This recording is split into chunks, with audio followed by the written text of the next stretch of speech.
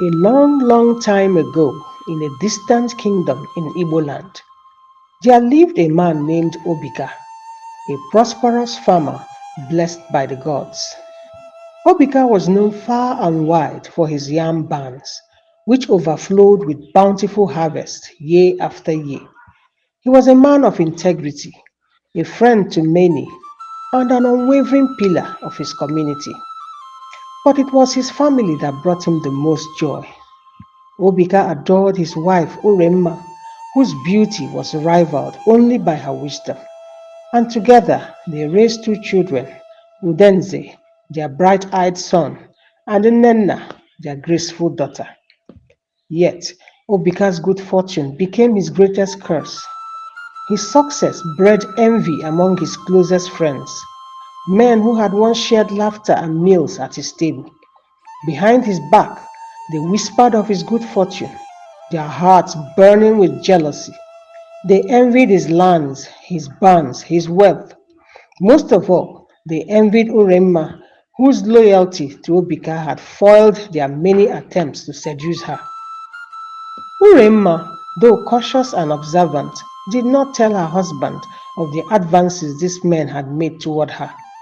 She did not want to burden him with pain or anger, but she often warned him.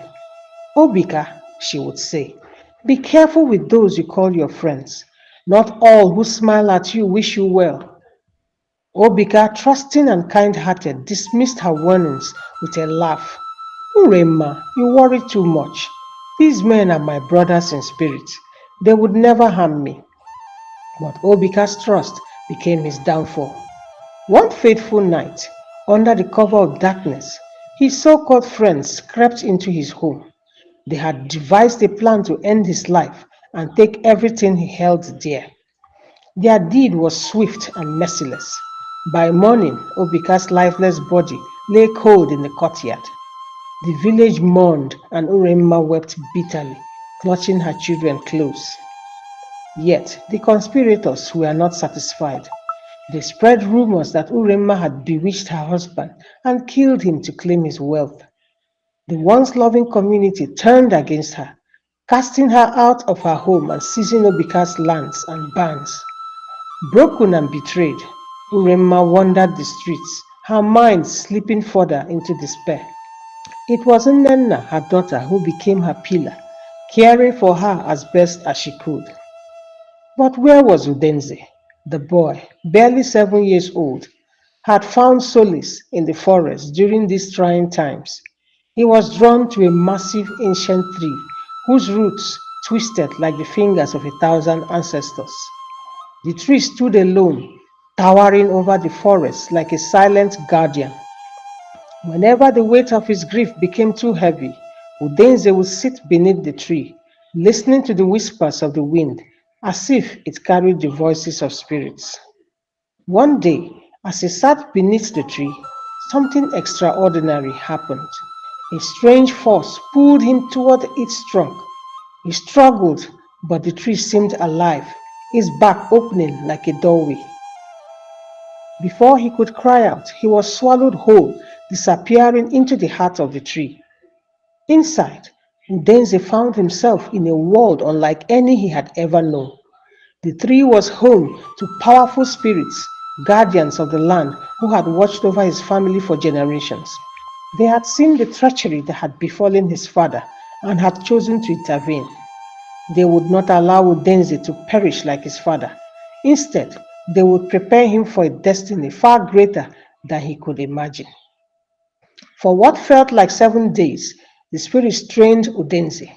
They taught him the secrets of herbs, the chants of powers, and the mysteries of the unseen world. They fortified his body and mind, turning him into a vessel of justice. But what Udenze did not realize was that 7 days in the spirit world were 7 years in the mortal world. On the seventh day, or what was 7 years to the villagers, Udenze emerged from the tree. He appeared in the bustling marketplace, carrying a large calabash on his head, two smaller ones in his hands, and a palm frond in his mouth. His presence caused an uproar. The villagers gasped and whispered, for they had long believed him dead. Udenze ignored their stares. His heart burned with a single purpose: to reclaim his family's honor and bring justice to those who had betrayed his father. He began by seeking out his mother and sister. He found Uremma wandering aimlessly, her once bright eyes now dull and vacant. She did not recognize him, but when he touched her hand and whispered a chant, her eyes cleared. For the first time in years, Uremma smiled, tears streaming down her face as she embraced her son. Nnenna too wept with joy. "Brother," she said, "they took everything from us: our land, our home, everything. Can we ever find justice?" "Justice will come," Udenze replied, his voice steady. "The spirits have given me the power to right these wrongs." After Udenze reclaimed his family's lands and restored his mother's sanity, strange events began to unfold across the village. The conspirators, though silenced for a time, clung to their remaining stolen wealth, but the spirits had not finished their work.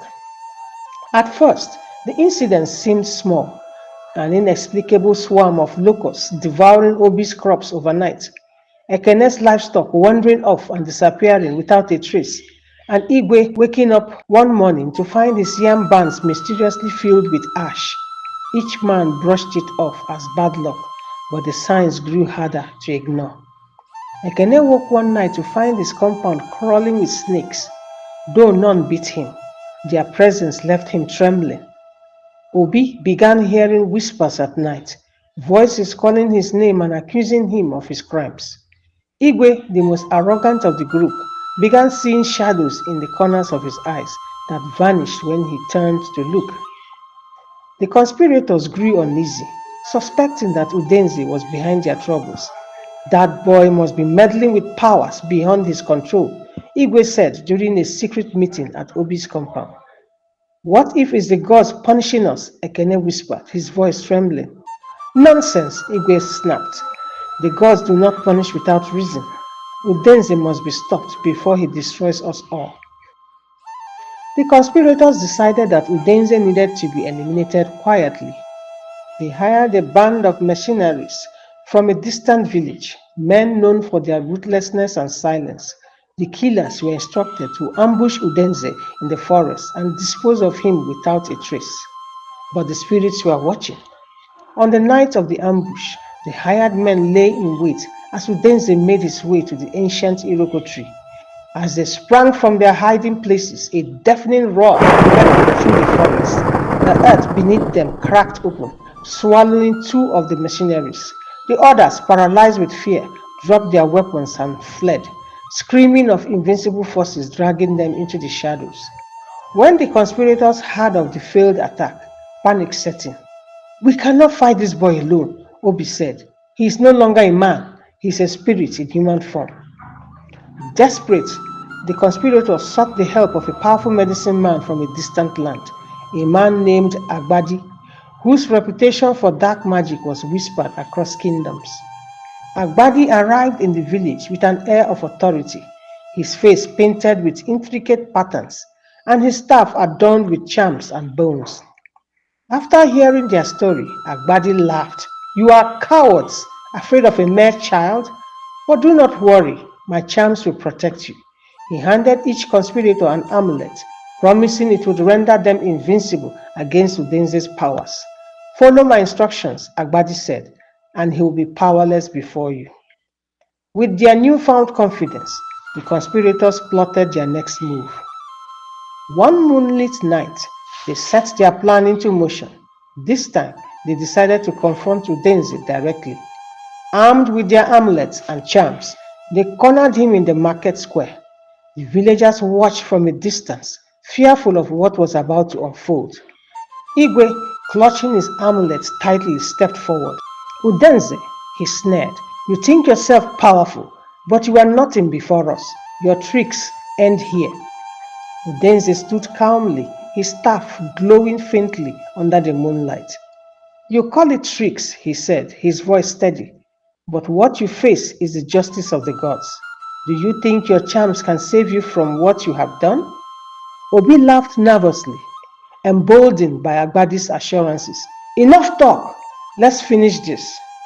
As they launched at him, Udenze raised his staff and struck the ground. A blinding light erupted from the earth, and the amulets around their necks shattered into pieces.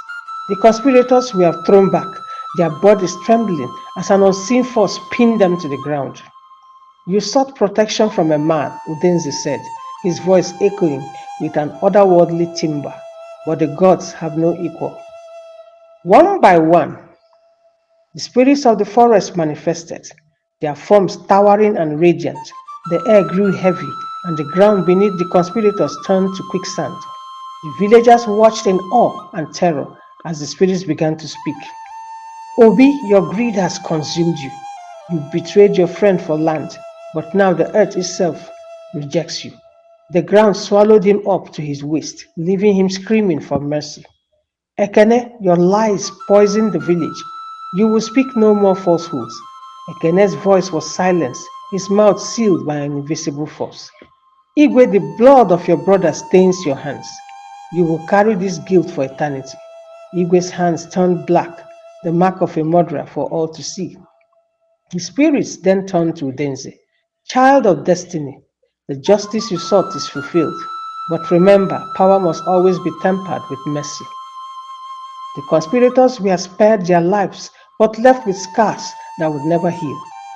Stripped of their wealth and status, they were condemned to a life of servitude, tending the lands they had stolen. The villagers who had once turned against Uremma now rallied round her and her family. Udenze, though triumphant, chose to remain humble. He rebuilt his father's homestead and used his powers to help those in need. He became a symbol of justice, his story told in whispers and songs across the land. As for the spirits, they returned to the forest, their work done for now, but their presence lingered, a reminder that the gods are always watching. And so the tale of Udenze became a legend, a beacon of hope and a warning to those who would let greed and envy rule their hearts. The story teaches that greed, envy, and betrayal lead to destruction, as every action has consequences that cannot be escaped. It highlights the inevitability of justice and the power of truth, showing that those who commit evil will ultimately face the repercussions of their actions. Through Udenze's humility and righteous use of power, the story emphasizes the importance of integrity and the belief that the gods watch over the innocent, ensuring that good ultimately triumphs over evil. Thanks for watching, and do remember to subscribe and press the notification bell for more contents like this, and let me know your thoughts in the comment section. Bye.